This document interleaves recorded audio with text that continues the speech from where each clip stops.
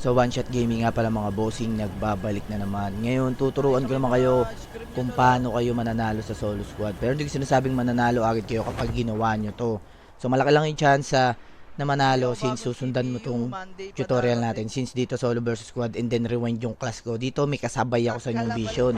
So ano ba ang tips natin? Number 1. So ang tips natin is prio gamit and then mods. So dito may footstep na. So pinaprayo ko lagi is barrel at mood saka ako pumapalag doon nagpaprayo ng board agad, so pwede kang mag carplay. So yung isa rito pinektosan na agad natin since gustong magpakilala. So down 1 tayo dito. So dalawang squad yung kasabay ko rito. So kapag ganito tips ko is footstepan nyo lang yung kalaban, pakiramdaman lang yan. So down 2 tayo dito, nakita nyo down 2 and then meron pa sa baba dalawa yan, nakita nyo pinuputstipan ko lang yung kalaban and then tamang pre-aim lang ako dito sa pwesto ko.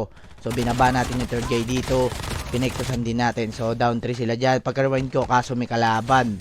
So kaya nga sinasabi ko kanina, pag sinundan mo tong tutorial na to, hindi ibig sabihin na mananalo ka na sa game. So nakadepende sa naglalaro. Pero malaki yung maitutulong sa inyo ng ano na to, ng video na to. Kaya nga sinasabi ko, kung mahilig ka mag solo squad para sa itong video na to. Ayan, tapusin mo to. So down 4 tayo doon. Pero nakapag-revive na yung iba. So since nakapag-revive na, alam nyo na, babalik na yun. Syempre matik. Kaso yung third guy nila dito, bumaba na agad. Kaya pinektusan natin. So yung isa niyang kakampi doon, hindi niya naninintay makapag-loot. So yun ang pagkakamali nila dito. So last guy, nahanap natin dito is last guy. Ay, hindi pala last guy to guys. So ito pala yung third guy pala nila to. So yung kanina, nakapag-scan, di ba, na-revive niya na yung kakampi niya. So eto na yung last guy ngayon. Hinahanap na natin ang last guy. Since third guy na na-down natin. Sa ito nyo, 7 kill na tayo dyan. So ang last guy dito, pinektusan na din natin, di ba? So lagi ko nga sinasabi, prayo muna kayo barrel and then mods. Huwag nyo iprayo ang board. So depende sa ano yan, drop point. So since malapit sa new vision, pinrayo ko na agad is barrel at mods. So after natin doon, nakapag-arsenal ako dyan. Since rewind, pwede ako mag-car play. So dito may nadaanan na tayo dito. So may isang squad tayo dito, dinown 1 agad natin dyan.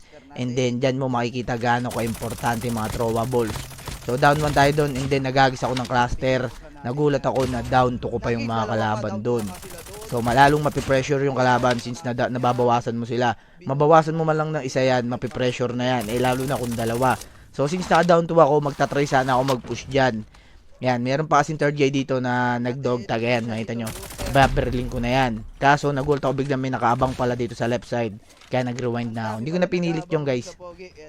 So kapag ka ganun, huwag nyo nang pilitin. So dito, tuturuan ko kayo paano nyo ibibait yung isang squad. So dito may isang squad dito sa dito sa circus.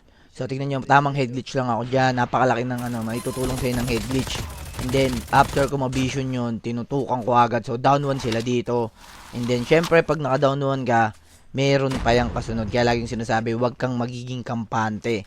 So, na-down to natin to since walang buhay yung isa, sabay rewind tayo doon. So, yung isa akala niya nasa baba tayo. Hindi niya alam, nandito tayo sa taas. Diba, tata nyo, na-bait natin siya doon. So, third guy natin dito, dinown 3 na natin yan. So, yung last guy, hindi ko alam kung saan siya nadali. Pero, since na third na natin to, malaki na yung chance natin na nabawasan, diba? So, hindi ko alam kung last guy itong pangit na to. Kasi kanina pa ako binabarel. So, akala ko lang pala last guy. Pero hindi. Kaya sinampal-sampal ko na agad ng striker. Kasi kanina pa ako kinukulit eh.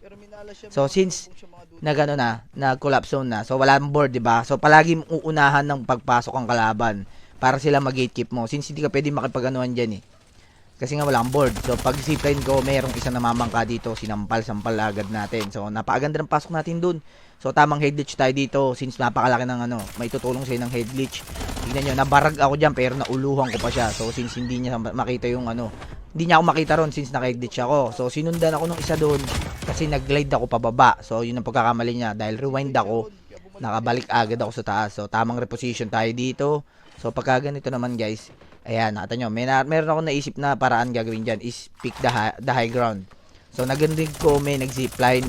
Kaya dinown 1 agad natin yan. So tatlo sila dito.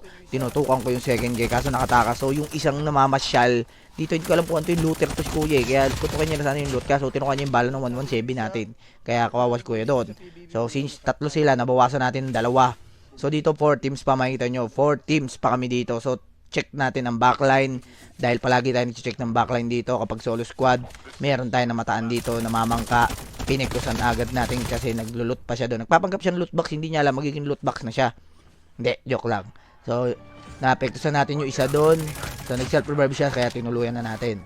So, chinek ulit natin yung backline since meron pa. So, nadidinig ko kasi siya. Kaya, ginawa ko is nag-check talaga ako dito. So, meron yan. Hindi tayo nagkamali. Na-down natin yan. So, 1v1 situation tayo dito guys. 1v1 na. Ito yung laging pinag-uusapan yung 1v1. So, kahit kabado yung kalaban mo, hindi ka dapat maging kampante dyan. So, syempre magtatanong ko, one shot, bakit hindi ako pwede maging kampante?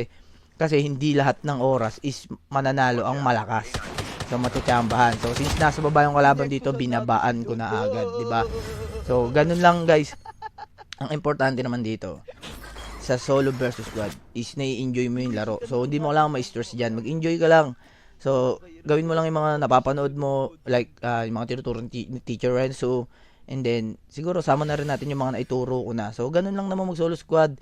And then, sana kung natapos mo tong video na to, make sure na may natutunan ka at nagustuhan mo to, mag-heart ka na dyan, mag-comment, and then share. And then, kita-kits na lang ulit tayo sa susunod na video tutorial. Bye-bye!